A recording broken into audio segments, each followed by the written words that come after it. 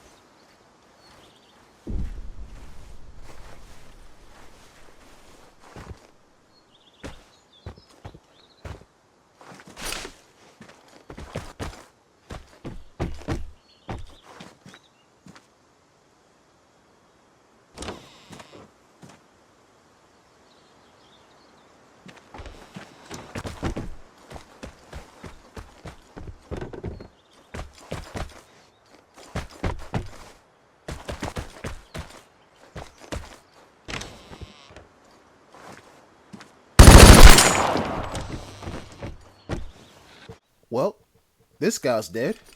And if you didn't hear this guy in the house, well, you would have walked right by it and thought to yourself, no one's nearby. Cool, I'll keep walking. Nope. There's a guy in there. People, I might have missed out on the pre-game lobby and like how the map looks and where everything is, but one thing I will always keep on me.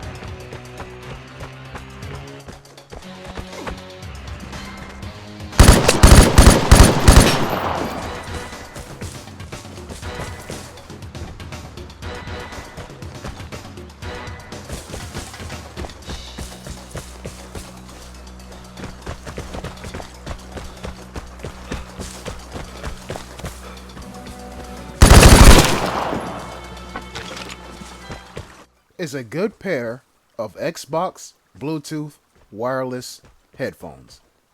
And in case you're wondering, I play on the Series X. That shouldn't matter because it's still made by Microsoft headphones.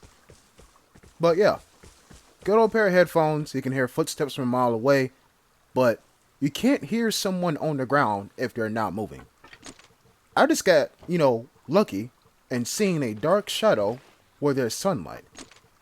A shadow ain't there, that's a person. Plain and simple. And also it helps that I heard him in the house and then heard him take fall damage. I knew he was nearby, just a matter of finding the odd man out. When I say odd man out, we're in a bunch of trees and foresty areas. A man shouldn't be here, especially one wearing all black. And by the way, I'm gonna say it, that red house right there, you can clearly see I'm still thinking someone's in there. But that red house right there on this map, someone's always in it. This house, the blue house down this road, near the end of the road, and what I like to call the monster house right there in front of me. Someone is always in one, if not all three, of those houses. So don't be surprised if you walk in there and you try to loot something and get blown to smithereens. You've been warned. Now that we have, 3 kills to our name? I'd say we're doing pretty good considering how we don't know what the hell happened. Maybe 2, 3, 4 minutes into the match? I'd say we're doing pretty well. Now, I don't know. Once again, I don't know how many gunshots have occurred. So, I don't know how many people are still left. What's the only way to find out how many people are still left? Go for the detector. The plane is coming. Prepare to fight for the airdrop. Okay, so that airdrop announces its arrival, and that roughly says you're halfway down the match. So now that I hit the detector, we can really see who's left in the match. So I'm going to look at the map and spot there are 4 red dots, and that's my Xbox going off, but there are 4 red dots here. None of them are near the airdrop, surprisingly. I take one last look and I think to myself, well, if I were going for an airdrop, where would I be? Well, considering how we have one red dot at that exit and another red dot nearby that exit, one of these dots is probably a transmitter. The other dot is a person. That person might be going for an airdrop.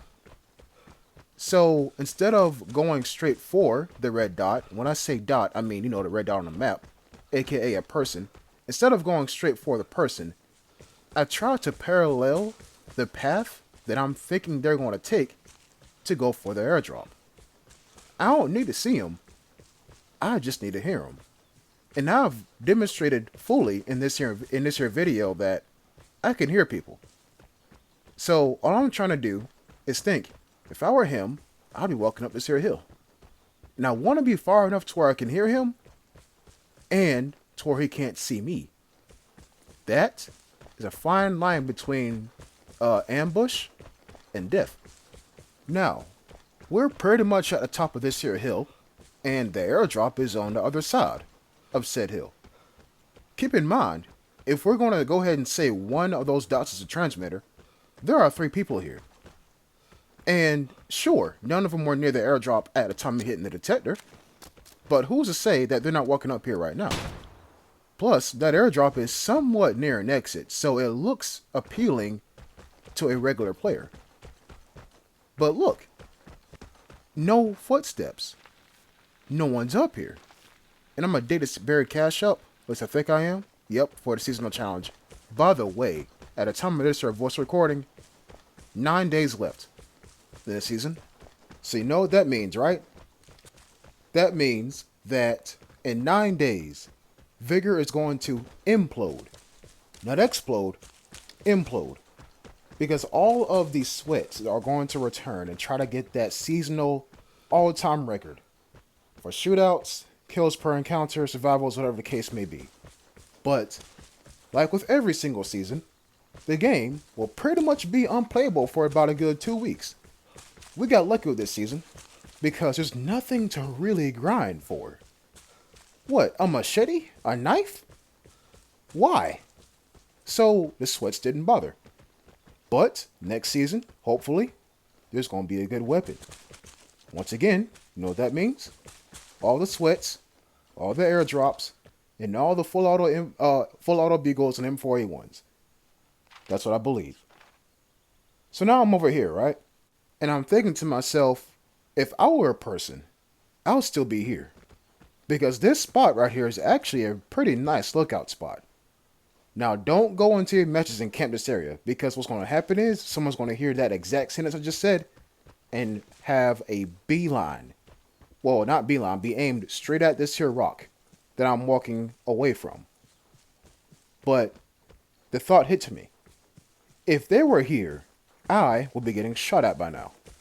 And clearly, I'm not getting shot at, therefore, they're not here. And then radiation announces its arrival.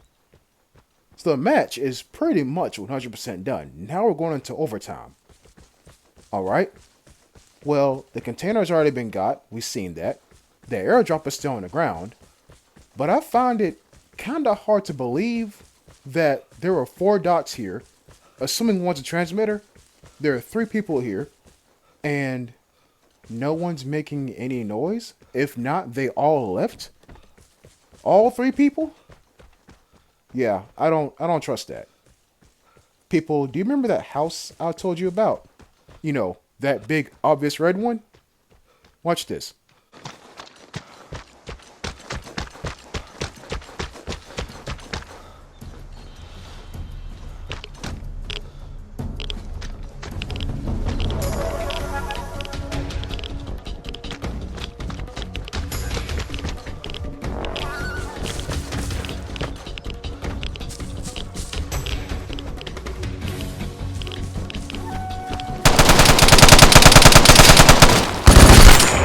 Say you are a killer.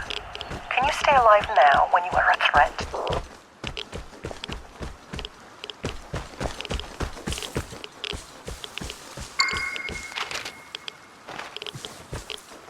Before I came running down this hill, I thought I heard someone to my left. That's why you kept looking at me, looking to my left. But what I didn't expect was for 2 guys to pretty much be in the exact same area, one of whom had an M14, and I guess he saw me. Of course he did. He went prone. He saw me, went prone in a dark shadow, and tried to laser me with an M14. Almost worked, but thank goodness we might have traces removed from the game. By the way, yeah, at one point this game had tracer rounds, so you can find out where someone was shooting from. That's gone now. But luckily, M14, muzzle flash. That's how he died.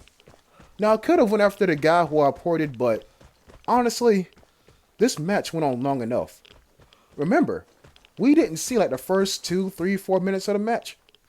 So, I don't know what happened. But I did see that guy running away, and I said to myself, you know what, man, let him go. This is a threat with a UK. I need these because seasonal challenge. So, I left. People, this is what happens when they go in blind. Those first 30 seconds, and then, well, I guess minute, and then the next 10 are very, very important. Learn from my mistake, people. Don't be AFK. Thanks for watching, and I'll see you next time. Until then, peace.